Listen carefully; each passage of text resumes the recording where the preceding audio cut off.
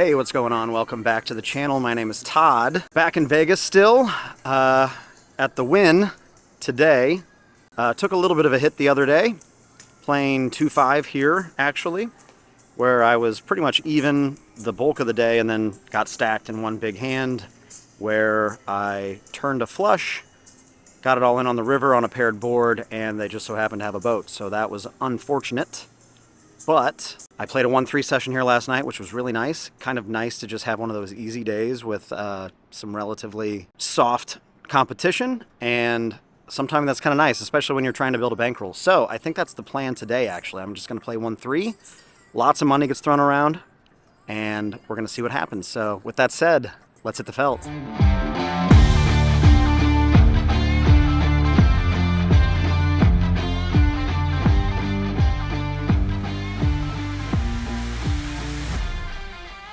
I buy in for the max of 500, and it doesn't take long to get involved. I look down at pocket 8s in early position and open the action to 10.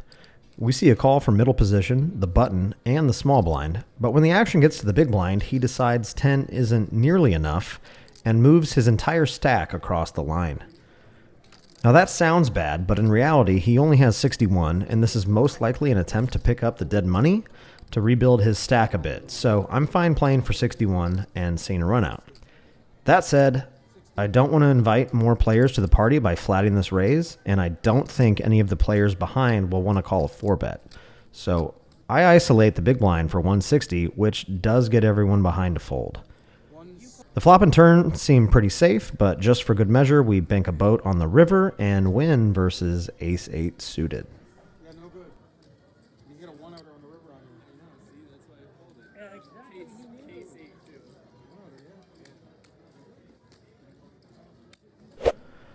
About 10 minutes later, we see an open to 13 from the cutoff and look down at pocket 4s on the button and decide to make the call. The player in the small blind decides to call as well. The flop is 7-6-4 rainbow, so we flop bottom set, and the cutoff continues betting, this time for 30. I'm not all that worried about a straight, and even if he somehow does have 8-5 or 5-3, we have plenty of equity to potentially get it in now and hope to pair the board. So I think this hand deserves a raise. I bump it up to 110, the small blind folds, and after a little bit of thought, the cutoff announces all in. No real decision here given the stack sizes, so I call immediately, and we see a pretty gross turn in the 8 of spades, putting us behind pretty much all of his 5x holdings that were a pair with a straight draw. And then we see the 5 of diamonds roll off on the river, putting a straight on the board. I begin to table my hand to play the board and show I've been counterfeit, and in the process, I take a look over to my right, and my opponent shows a counterfeit situation of his own in a flopped set of 6s. So he had us in absolutely terrible shape on the flop, and we get a super fortunate run out. I am very happy to catch up on this one. So this is the very next deal, and it's actually pretty straightforward, but it does get a little weird and shows just how important it is to pay attention to what's going on at the table. Most players at these stakes are giving away a ton of free information, and a good way to boost the win rate is to take advantage of that info to make our decision-making process just a little bit easier. Watch this guy up here on the other side of the table. He's actually the big blind in the hand, but as you can see, he wasn't paying attention and mistakenly tries to open raise for $15. Now the dealer corrects him and he pulls it back, but obviously this seems like something worth noting. On top of that, in the very short time I've been in this game, I've noticed he's limped every hand he's played, which is basically every single deal. So keep that in mind while this plays out. The hijack limps in and we look down at kings in the cutoff. This hand is a pretty obvious raise, even with that extra information from the big blind, but if I had a middling strength hand that I would normally want to ISO raise the limper with, let's say something like the suited broadways and the middling pocket pairs like 7s, 8s, 9s, king jack suited, queen jack suited, queen 10 suited, king 10 suited, I'd just fold or overlimp exploitatively, given we'll most likely be facing aggression from the big blind with a very nutted range of hands. Anyways, pocket kings is way too good, so it's still going to be a raise, and if he does have us beat, I'm just doubling him up anyways, so I raise it up to 15, and get a call from the player on the button. Action is now back on our accidental raiser, and as expected, he elects to put in a 3-bet and makes it 50.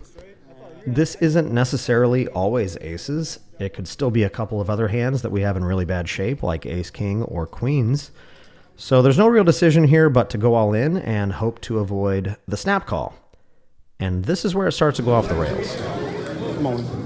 I didn't hear what you said. Call.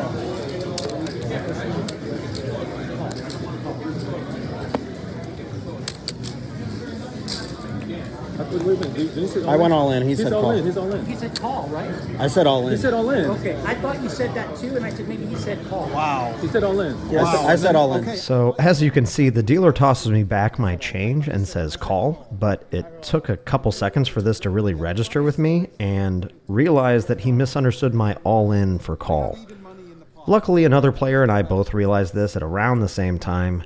We were able to avoid the premature flop, and now the action is correctly back on the big blind, who has some questions for me. Yes. You got pocket rockets dominating me? Yeah, I bet you tens or jacks. I know you got a pocket pair. Roll in. I got a call. You call? Oh yeah. Good luck. Obviously, the questioning is a huge relief because it confirms we have the best hand in the moment. But man, what a sweat on the turn, am I right? Queen would be good.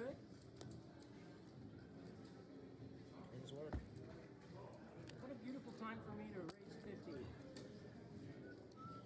And then In the very next hand, that's 3 in a row now for those playing along at home, we wake up with a very playable hand.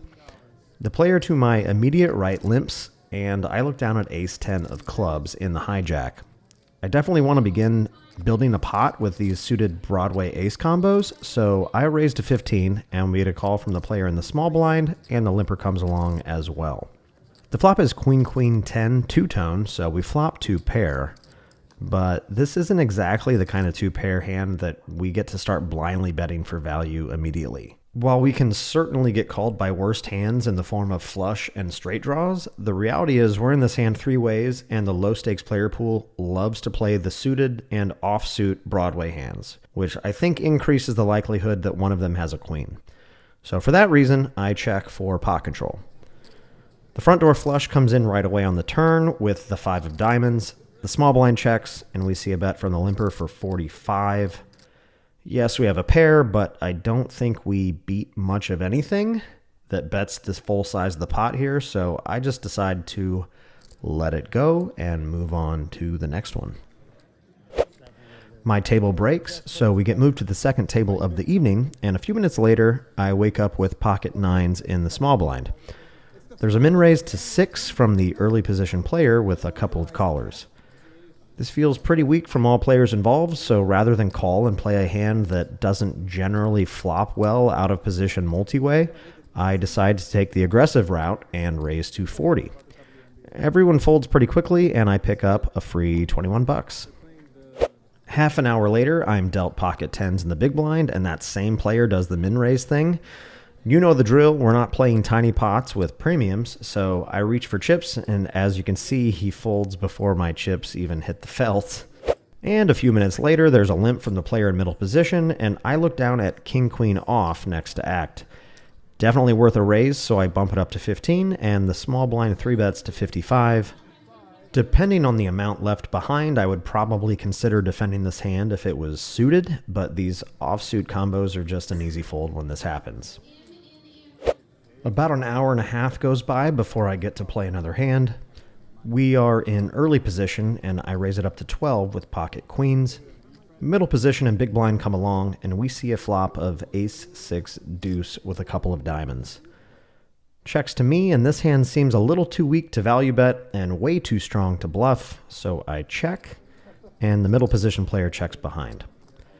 We end up binking the queen of hearts on the turn, improving us to the effective nuts, and when the big blind checks again, it's time to start going for some value.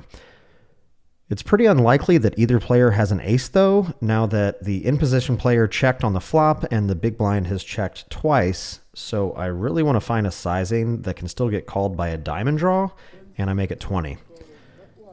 Middle position player calls, and the big blind gets out of the way. The river is the 8 of spades, which changes absolutely nothing, and I want to keep going for some value. I land on a sizing of 50, targeting hands worse than top pair, but as you can see, he mucks his hand without much thought.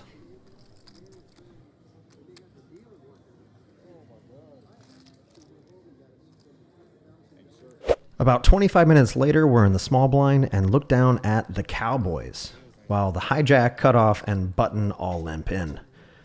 Which means we get to play one of my personal favorite games, Punish the Limpers.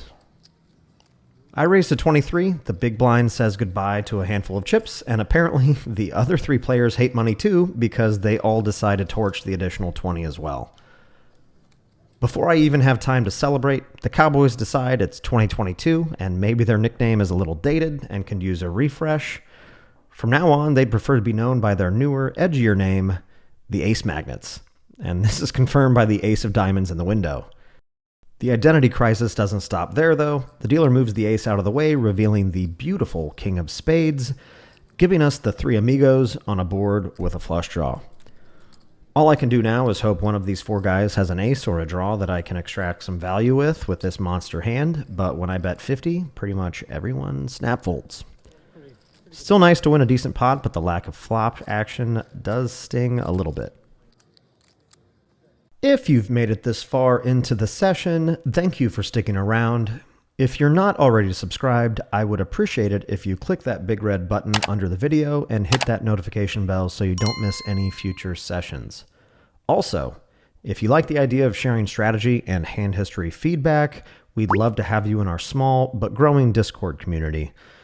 Sometimes it helps to bounce some strategy or a betting line off of some other like-minded friends, so feel free to join us. The invite link to the community is in a pinned comment down below. A couple minutes later, I open Ace-King in a straddled pot, and the straddler defends. We flop top-top, and he folds to a c-bet. Then I miss the flop with Ace-Jack offsuit on the button versus the blinds, and fold to a bet and a raise on the turn. There's a limp from the hijack, a raise from the cutoff, and I decide to come along for the ride in position with King-9 of clubs on the button. Probably just a fold, but we flop top pair and check back for deception with the weak kicker. Checks to us again on the turn, and we take it down with a bet. I play a 3-way limped pot with Ace-7 offsuit from the big blind, flop an open-ender, turn the nuts, and then find a caller on the river for a small one. I raise to 20 from the big blind with King-Jack offsuit when middle position in the small blind limp. Middle position calls and we miss everything, but I make a small c-bet and he calls. The turn is insignificant, but I decide to give up this time and it ends up checking through. And then the board pairs and completes the flush draw, checks through, and somehow we win? And then I open King-10 suited from the hijack. Both of the players behind me call. We miss everything and check fold. It's been a pretty uninteresting hour of poker, but we managed to find another spot worth discussing when I open Queen-Jack suited in the low jack, and we get a call from the hijack, cutoff, and the small blind. 4 ways to a flop of King-Queen-10 with 2 spades and a heart. We flop middle pair, an open-ender, and a backdoor flush draw. That's a ton of equity, but it's unlikely we have the best hand right now, and we're up against a lot of opponents. So I check. The hijack bets 20, the cutoff folds, the small blind calls, and I don't really think there's a decision here, so I call as well. 8 of hearts on the turn, improving us to not only a flush draw, but also a straight flush draw. Sticking with the plan of attempting to realize the full equity of the hand and check it over, and the hijack bets again, this time for 55. Again, no real decision to make, so I call one more time, and the river bricks out with the deuce of clubs. I check for a third time, and he bets 70. I'd say it's highly unlikely we have the best hand after facing 3 streets of betting, so even though the price is somewhat reasonable, I think it's just best to let it go and move on, so I fold. Half an hour later, we see an open at 10 from the middle position and a call from the low jack. I'm in the big blind with King-Queen of clubs, and normally with a hand this strong, I'd attack the dead money. However, I've noticed over the last couple of hours that the player in middle position is almost exclusively limping, and some of the hands he's actually shown down that he decided not to open raise were surprisingly strong. So I actually think it's possible that we're heavily dominated in one way or another and decided to just call this time. The flop is King Jack 5 with a club and 2 diamonds, so we flop a decent top pair with some backdoors, and I check it over. Middle position bets half pot, and now we see the low jack put in a min raise. He's an older guy, and he's done this flop min raise thing a couple of times with a single pair, so I'm not necessarily all that worried about it. I make the call, and we see a fold from middle position, so a little surprising there, but we're heads up to a turn. The turn is the queen of diamonds, so we turn top 2, and I don't think this is a great card to lead, even though we improve, so I check it over once again, and he bets 45. We could be behind diamonds now, so check raising feels a little ambitious, but folding would be pretty nitty too, given the price, which leaves us with one final option of calling, and that's what I do. The river is the 7 of diamonds, bringing 4 to a flush, and greatly devaluing our 2 pair. I check, and the low jack instantly checks it back, which means we should have the best hand a good majority of the time, and we end up beating King 10 of hearts. And that is going to do it for us today. I did play a few more hands that weren't really worth discussing before calling it a session, and ended up booking a reasonable win of $270 in around 6 hours. As always, I hope you enjoyed the hands, and best of luck this week at the tables.